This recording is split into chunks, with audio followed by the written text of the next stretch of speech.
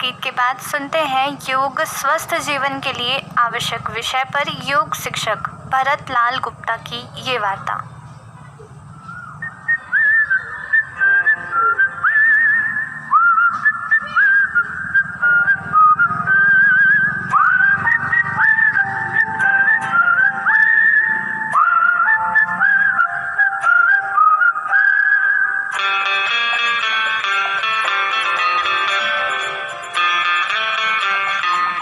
स्वस्थ जीवन के लिए आवश्यक अंतर्राष्ट्रीय योग दिवस 27 सितंबर 2014 को भारत के माननीय प्रधानमंत्री श्री नरेंद्र मोदी ने योग की विश्व स्तरीय मूल आवश्यकता पर गंभीरता से विचार मंथन करते हुए पहली बार संयुक्त राष्ट्र संघ में रखा, जिसे विश्व के अनेक देशों ने सभी राष्ट्रों की अनिवार्य आवश्यकता पर विचार मंथन कर योग विधा को अंतर्राष्ट्रीय उपयोगिता पर सर्वसम्मति से प्रस्ताव पारित किया। 21 जून 2015 से पूरे विश्व में अंतर्राष्ट्रीय योग दिवस मनाया जाता रहा है। 15,000 वर्ष पूर्व योग की विधा को विभिन्न ऋषि मुनियों मनुष्यों ने योग की संपूर्ण अष्टांग योग को न सिर्फ जीवंत रखा अपितु भारतीय ज्ञान व अध्यात्म दर्शन में योग की महत्वपूर्ण भूमिका रही है, जिसमें यम, नियम, आसन, प्राणायाम, प्रत्याहार, धारण, ध्यान और समाधि योग की मूल अवधारणा से विश्व बंधुत्व व मानव कल्याण में विशेष स्थान रखती है। पिछले 10 वर्षों से भारत का प्रयास ने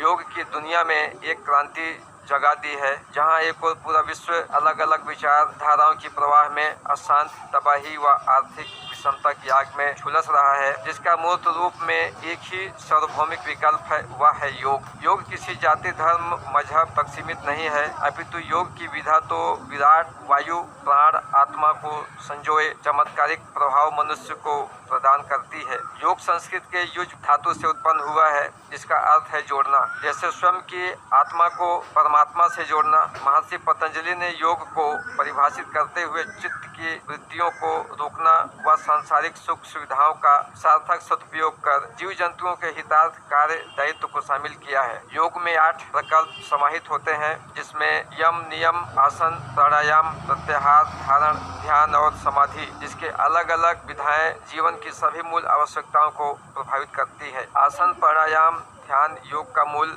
आधार माना गया है। आत्मनियंत्रण का भाव योग है। सामाजिक व्यवहार के नियम का पालन करने को यम कहते हैं। नियम का संबंध व्यक्ति के चरित्र तथा आत्म अनुशासन व आदर्श व्यक्तित्व के उच्च सद्गुणों को प्रभावित करती है। शारीरिक अंगों को संचालित करने के लिए उचित योग्य क्रियाएं की जाती है, वह आसन है। प्राणायाम श्वास नियंत्रण की समुचित विस्तृत प्रक्रिया है।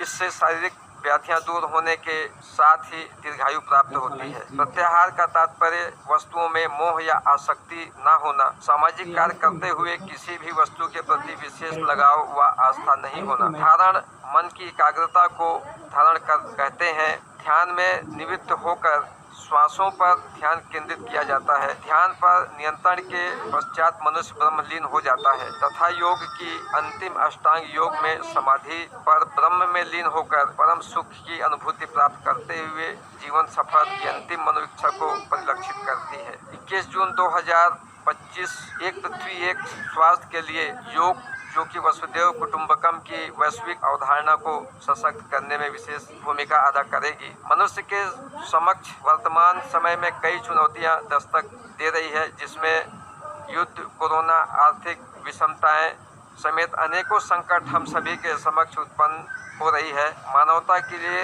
राष्ट्र के लिए, स्वास्थ्य के लिए, साथ विश्व कल्याण के लिए हम सभी को 21 जून ही नहीं अपितु जीवन पर्यंत अपने जीवन में नित्य प्रति योगाभ्यास को सर्वोच्च प्राथमिकता देते हुए करें योग, रहे निरोग। प्रातः की हवा लाखों की दवा का अनुसरण कर जीवन को रोग मुक्त, भय मुक्त बनाते हुए उत्कृष्ट एवं सफल जीवन जीने में योग को जीवन का अभिन्न अंग बनाएं, तभी मानव जीवन का सार्थक उद्देश्य की प्राप्ति हो सकेगी। इस हेतु प्रातः काल में उठना, जल सेवन, प्राकृतिक फल इत्यादि का सेवन करना, मिट्टी के बर्तनों का प्रयोग करना, समय पर व समयानुसार भोजन ग्रहण करना, प्राकृतिक वातावरण, खेत बाड़ी, झरना, जंगल, पर्वतीय वातावरण का आनंद लेना, फलों के जूस, सूप धूप का समुचित सेवन करना, असामाजिक तत्वों से दूर रहना, लोक कल्याणकारी कार्यों में सहभागिता जताना व जहाँ भी रहना पुष्प की तरह खुशबू बिखेरना इत्यादि जीवन को परिवर्तित करने में इन सभी आवश्यक तत्वों का विशेष महत्व है।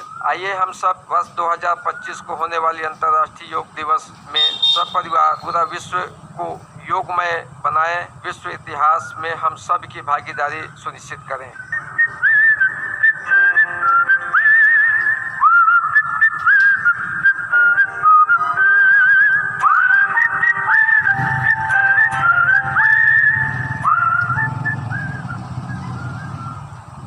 दोस्तों, क्रम को आगे बढ़ाते हुए पेश है फिल्म एक पहेली लीला से ये गीत उज्जैर जायसवाल की